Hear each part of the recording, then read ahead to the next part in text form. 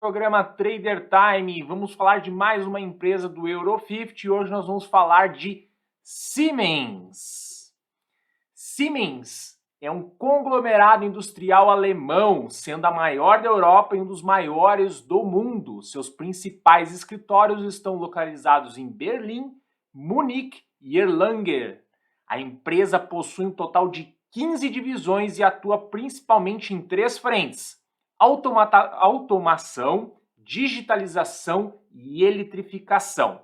E aqui eu vou fazer uma correção nas informações que estão lá na Wikipédia, tá? Porque tem mais uma frente que a Siemens atua já faz alguns anos e é uma frente bastante importante, que é no setor de produtos hospitalares, né? De diagnóstico, máquinas de ressonância, por exemplo. A Siemens tem uma presença muito forte. A história da empresa começou as suas atividades em 1847, nos fundos de um edifício em Berlim. No início, a empresa fabricava equipamentos de telecomunicações, principalmente telégrafos, e foi diversificando sua atuação ao longo dos anos. Vou falar um pouquinho mais da história dessa questão de telégrafos. O telégrafo, na época que a Siemens trouxe a sua máquina, o telégrafo ele era por código Morse, só tinha uma tecla para ser enviadas as informações. E a Siemens já trouxe uma inovação que tinha um teclado para ser enviadas informações no telégrafo.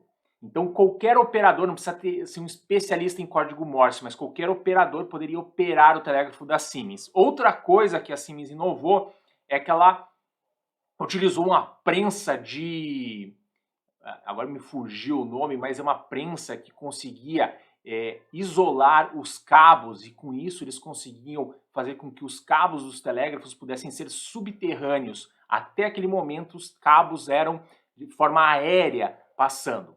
E aí a Siemens cresceu muito rápido na parte de telégrafo, inclusive implantando telégrafos submarinos. E olha que interessante, ela tem uma relação muito grande com o Brasil e começou com telégrafos também. Ela teve uma presença aqui em 1874 e ela instalou um telégrafo entre o Rio de Janeiro e o Rio Grande do Sul. Depois ela fez um telégrafo para o Uruguai, do Rio de Janeiro para o Uruguai, de forma subterrânea.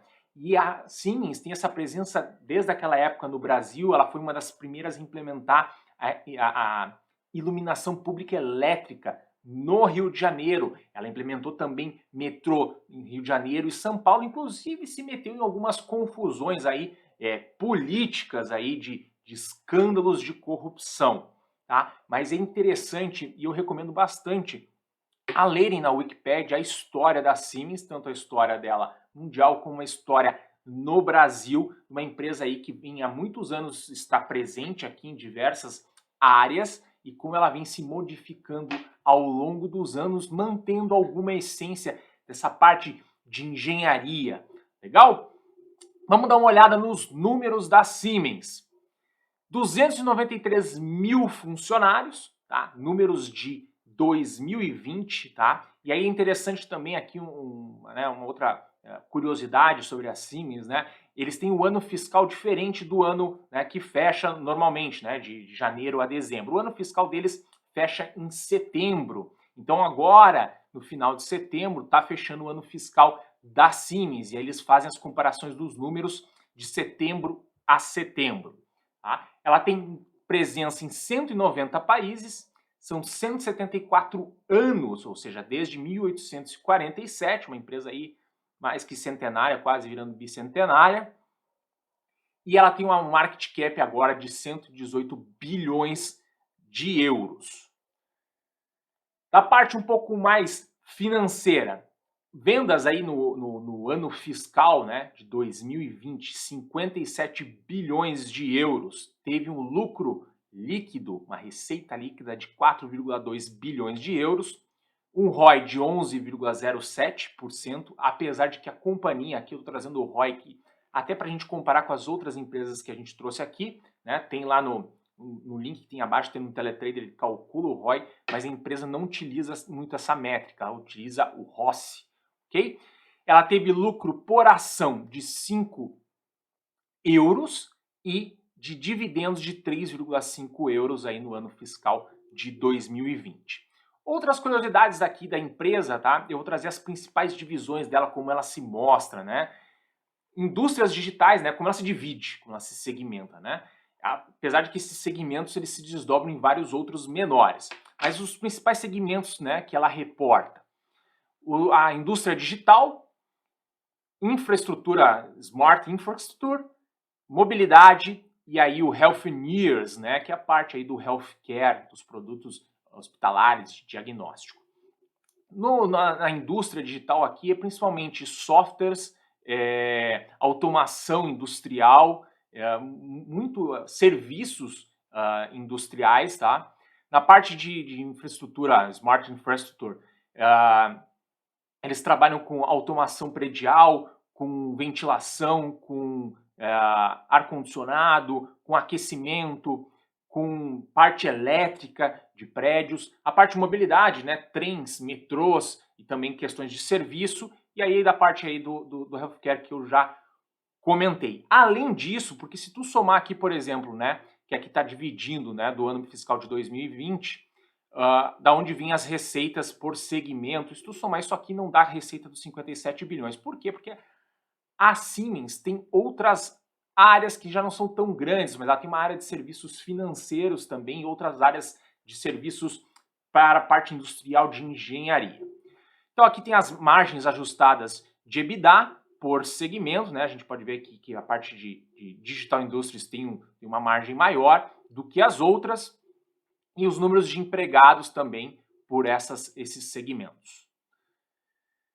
Aqui tem a divisão, né, do faturamento da receita por esses setores e eu queria aqui mostrar um pouco da onde vem as receitas por região, né, conforme a Siemens divide das suas receitas. Então, Ásia e Austrália 24%, Europa, África e Oriente Médio 33%, excluindo a Alemanha, e tem uma presença grande da Alemanha de 18%, e as Américas respondem por 25%. Uma empresa muito legal, muito interessante, eu acho que vale a pena conhecer a parte da história, principalmente tem aí uma ligação com o Brasil, e é uma empresa que tem uma presença global. A gente vem vendo aqui as empresas do Euro50 que elas têm uma presença global, que estão envolvidos com praticamente todos os continentes e a maioria dos países. Por isso que eu tenho feito tanta questão de trazer as empresas do Euro50 para a gente abrir um pouco mais os nossos olhos para outras empresas aí que têm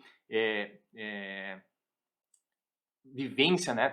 Estão há muitos anos estabelecidas e elas conseguem sobreviver a diferentes crises ou momentos do mundo, né? A Siemens aí na própria história dela ela passou por duas grandes guerras e ela sofreu bastante por isso, tá? Por ser uma empresa alemã, né? E pelo próprio modelo de negócios dela que tinha importações. Então, uma das coisas, por exemplo, na Primeira Guerra que ela sofreu é porque ela tinha montado um modelo de comércio global, né? Ou de envio global, e aí teve restrições na guerra, dependia de importações, não pôde mais depender. E aí na Segunda Guerra, por exemplo, no Brasil, né, ela percebeu que ia ter a Segunda Guerra, que ela ia sofrer com isso, e ela começou daí a trazer algumas indústrias para o país para conseguir passar por esse momento. Então essas empresas acabam se adaptando. Elas têm um negócio, um core, né, que a gente chama, uma essência do negócio dela, mas ela vai migrando ao longo do tempo dentro dessa essência. A Siemens, inclusive, ela chegou a ter